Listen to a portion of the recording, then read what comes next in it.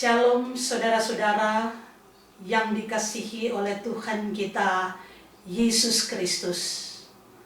Selamat hari Minggu dan selamat beribadah. Walaupun hanya melalui media sosial, tetapi kita percaya bahwa dimanapun kita berada, kita selalu terarah kepada Tuhan yang Maha Kuasa sebagai penguasa kehidupan ini. Karena itu saudara-saudara, di tengah-tengah situasi dan kondisi dunia sekarang ini, dengan adanya virus corona, tidak menghambat akan iman kita, akan kepedulian kita, akan semangat kita untuk beribadah kepada Tuhan, Sang Penguasa hidup. Saudara-saudara jemaat Tuhan, sekarang ini kita sedang berada pada minggu-minggu Prapaskah. Kita merenung ulang saudara-saudara, bagaimana perjalanan Yesus yang penuh dengan tantangan dan penderitaan, tetapi berakhir dengan kemenangan. Saudara-saudara, pembacaan Alkitab kita pada saat ini, saya mengambil dari kitab Yesaya pasal 38 ayat 1 sampai dengan ayatnya yang ke-6. Pembacaan ini merupakan salah satu pengalaman kehidupan dari Raja Hizkia, di mana saudara-saudara, di dalam kitab Yesaya ini, Allah menubuatkan kepada Nabi Yesaya bahwa Hizkia, dia akan mati karena penyakit yang akan dia derita. Saudara-saudara, kalau dilihat di dalam Alkitab, sebenarnya usia daripada Hizkia pada waktu itu adalah usia yang produktif. Dia masih muda. Dia masih punya semangat untuk memimpin, semangat untuk melayani, semangat untuk menjalani kehidupan. Tetapi dia sudah dimuatkan bahwa dia akan mendapatkan penyakit. Dan saudara-saudara, ketika dia mendengar nubuat dari Nabi Yesaya ini, maka itu adalah merupakan suatu kabar yang sungguh sangat menyedihkan. Kita bisa membayangkan saudara-saudara, ketika kita masih ingin hidup, tiba-tiba dikatakan bahwa kita tidak akan lama lagi untuk hidup dan kita akan mati. Tentu ini merupakan suatu kabar yang sungguh sangat mengejutkan. Siapa manusia yang ingin mati? Tentunya setiap manusia ingin menjalani kehidupan dengan baik, kehidupan dengan sehat. Tidak ada manusia yang ingin mati. Oleh karena itu saudara-saudara, pada saat ini kita tahu bersama peristiwa yang menimpa dunia ini dengan adanya virus corona. Maka semua manusia yang ada di dalam dunia ini berupaya bagaimana untuk menemukan obat penangkal dari dari virus ini. Setiap negara, setiap manusia berupaya mencari jalan bagaimana supaya virus ini tidak semakin hari semakin tersebar. Itulah sebabnya kita belum dapat beribadah di rumah Tuhan bersama-sama untuk memutus mata rantai penyebaran virus ini, mencegah agar supaya kematian tidak semakin hari semakin banyak. Itu tandanya bahwa setiap manusia tidak menginginkan kematian itu datang menjemputnya pada saat ini. Begitu juga saudara-saudara dengan Raja Hizkia. Itulah sebabnya ketika kabar ini dia terima, maka apa yang dilakukan oleh Hizkia? Di dalam pembacaan kita melihat dia datang kepada Tuhan. Dia berdoa kepada Tuhan. Dan doa bukan cuma sekedar berdoa, tetapi Raja Hizkia berdoa dengan sungguh-sungguh. Dia berdoa dengan tangisan. Dia datang kepada Tuhan agar supaya Tuhan merubah keputusannya. Dia mengharapkan belas kasihan Tuhan agar Tuhan menyembuhkan penyakitnya. Karena dia percaya bahwa Tuhan adalah Maha Kuasa. Tuhan adalah penyelamat kehidupan. Memang saudara-saudara, terkadang kita melihat di dalam Alkitab, kadang juga Tuhan merubah rencananya terhadap manusia. Kalau kita melihat di dalam Yeremia 18 ayat 7 sampai 10, di situ juga dikatakan bahwa suatu bangsa ada kalanya Allah menyatakan untuk mencabut, untuk membinasakan. Tetapi apabila mereka berbuat baik, maka Allah merubah keputusannya ketika mereka bertobat. Nah saudara-saudara jemaat Tuhan, ini yang terjadi di dalam kehidupan Hizkia. Mulanya Allah menyatakan dia akan menghadapi kematian. Tetapi karena doa yang sungguh-sungguh dipanjatkan, maka Allah merubah rencananya. Allah mendengar doa Hizkia. Sehingga kalau kita lihat di dalam Alkitab, ketika Allah merubah rencananya, maka Hizkia dia boleh ditambahkan usia lagi 15 tahun. Jadi dia nanti meninggal sesudah 15 tahun kemudian. Saudara-saudara jemaat Tuhan, jadi sangat jelas dengan doa, maka dapat mengubah keputusan Allah.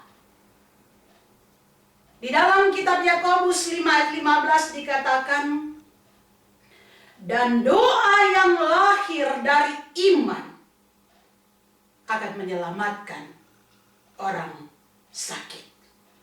Dan ayat 16b katakan, doa orang benar bila dengan yakin didoakan sangat besar khasiatnya. Saudara-saudara jemaat Tuhan, tetapi yang harus tetap kita ingat bahwa Tuhan adalah Maha Kuasa. Semua tindakan-tindakan yang Tuhan lakukan, sesuai dengan apa yang Tuhan inginkan, sesuai dengan apa yang Tuhan rencanakan. Itulah sebabnya firman Tuhan pada saat ini mau mengingatkan kita lagi bahwa doa itu sangat penting di dalam kehidupan kita sebagai orang percaya yang bergantung kepada Tuhan. Karena itu dikatakan bahwa doa adalah nafas kehidupan bagi orang-orang yang beriman. Karena ketika kita berdoa, itu mau menyatakan bahwa begitu besar ketergantungan kita kepada Tuhan Sang Penguasa kehidupan ini. Saudara-saudara, Yesus katakan, "Jikalau kamu tinggal di dalam Aku, dan firman-Ku tinggal di dalam kamu, mintalah apa saja yang kamu kehendaki, dan kamu akan menerimanya." Yohanes 15 ayat 7. Tetapi saudara-saudara, dalam firman Tuhan, kita juga dapat melihat bahwa tidak semua yang kita inginkan, tidak semua yang kita harapkan, tidak semua yang kita doakan dikabulkan oleh Tuhan. Kita lihat sejarah Martin Luther, saudara-saudara. Ketika dia berada di dalam pergumulan yang sungguh sangat berat, dia berseru kepada Tuhan, memohon belas kasihan Tuhan. Tapi seakan-akan Tuhan tidak menjawab. Sehingga Martin Luther juga pernah di dalam keputusasaan, dia berseru kepada Tuhan, "Ya Allah, Allahku, matikah Engkau?"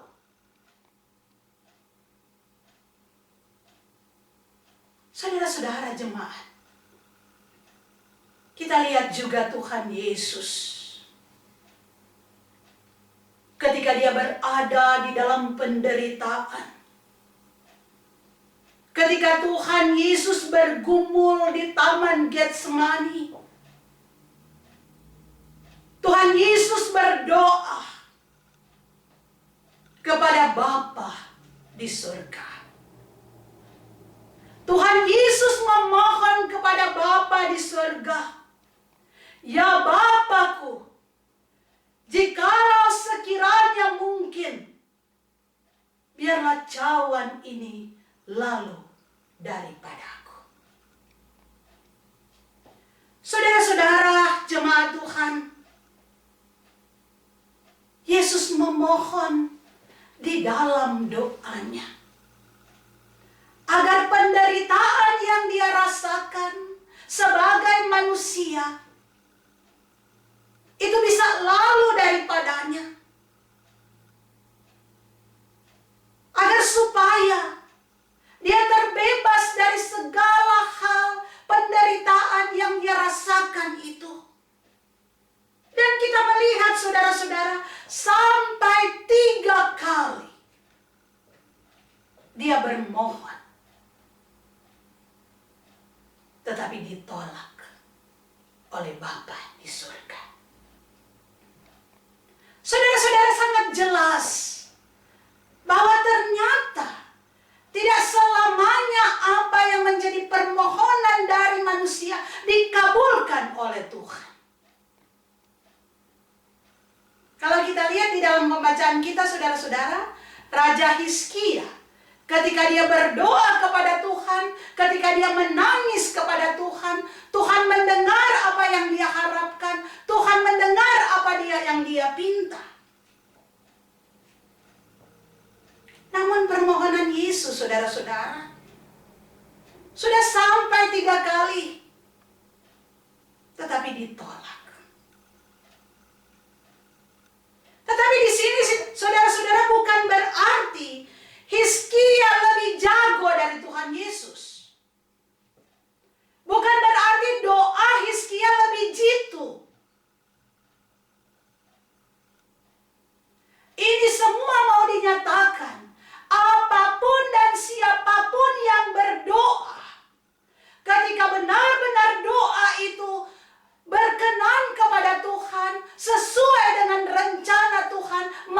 itu akan terjadi. Tetapi kalau bukan rencana dan kehendak Tuhan, siapapun sehebat-hebatnya manusia, maka itu belum akan terjadi. Jadi saudara-saudara, seperti Tuhan Yesus, karena Allah sudah menetapkan rencananya dengan kedatangan Yesus yang harus menderita sengsara disalib untuk manusia. Allah sudah menyatakan rencananya bahwa Yesus harus minum dari piala penderitaan, menjalani hukuman salib demi menebus dosa-dosa manusia. Saudara-saudara, karena kalau seandainya Allah mengabulkan permohonan Yesus, maka pasti tidak ada peristiwa salib dan kematian. Dan tanpa peristiwa salib, peristiwa kematian, tanpa peristiwa penebusan Yesus, maka kita semua masih berada dalam hukuman Allah. Saudara-saudara, jemaat Tuhan, jadi sangat jelas kadang-kadang di dalam doa-doa yang kita panjatkan, kadang-kadang Tuhan mengabulkan. Tetapi kadang-kadang Tuhan belum mengabulkan. Tetapi kadang-kadang Tuhan akan mengabulkan. Tetapi sesuai dengan waktu Tuhan. Sesuai dengan rencana-rencana Tuhan. Oleh sebab itu, di dalam sikap iman kita dibutuhkan penyerahan diri kepada kuasa Tuhan. Kita memohon, tetapi kepastian ada di tangan Tuhan. Seperti apa yang dicontohkan oleh Tuhan Yesus. Tuhan Yesus tidak memaksa Tuhan. Tetapi Tuhan Yesus katakan, janganlah seperti yang ku kehendaki, tetapi seperti yang engkau kehendaki. Jadilah kehendakmu di bumi seperti di sorga. Jadi itu menyatakan suatu penyerahan sepenuhnya kepada kedaulatan tangan Tuhan. Tetapi di dalam kehidupan ini, kita tetap dipanggil untuk menyerahkan semuanya, bersandar kepada Tuhan, di dalam kasih karunia Tuhan, apapun yang kita alami dan kita rasakan pada saat ini. Saudara-saudara jemaat Tuhan, seperti situasi dunia sekarang ini, kita belum dapat berkumpul bersama-sama, bersekutu bersama-sama untuk memutus mata rantai penyebaran virus corona. Tetapi kita harus ingat bahwa kita belum dapat berkumpul bersama-sama di rumah Tuhan. Bukan berarti kita lebih takut corona daripada Tuhan. Bukan, saudara-saudara. Orang beriman harus diikuti dengan hikmat. Iman dan hikmat itu harus jalan bersama-sama di dalam kehidupan kita sebagai anak-anak Tuhan. Karena itu, biarlah di minggu-minggu Prapaskah ini kita boleh mawas diri kita boleh nyatakan iman kita. Bukan iman yang sekedar beriman, tetapi iman yang mempunyai hikmat. Karena ketika kita menjaga jarak, ketika kita melakukan apa yang dihimbau, apa yang dikatakan kepada kita oleh pemerintah maupun oleh gereja, itu berarti kita beriman dan berhikmat. Itu adalah merupakan suatu pengorbanan kita untuk sesama pada minggu-minggu Prapaskah ini. Kita mendahulukan kepentingan orang banyak dari kepentingan diri kita sendiri. Itulah menyangkal diri. Kita melakukan apa yang sebenarnya tidak sesuai dengan keinginan kita, tetapi untuk orang banyak, untuk Tuhan. Itu berarti kita melakukan apa yang diperintahkan oleh Tuhan. Karena itu saudara-saudara jemaat Tuhan, hiduplah sebagai orang-orang yang beriman dan orang-orang yang berhikmat. Amin. Tuhan memberkati kita semua.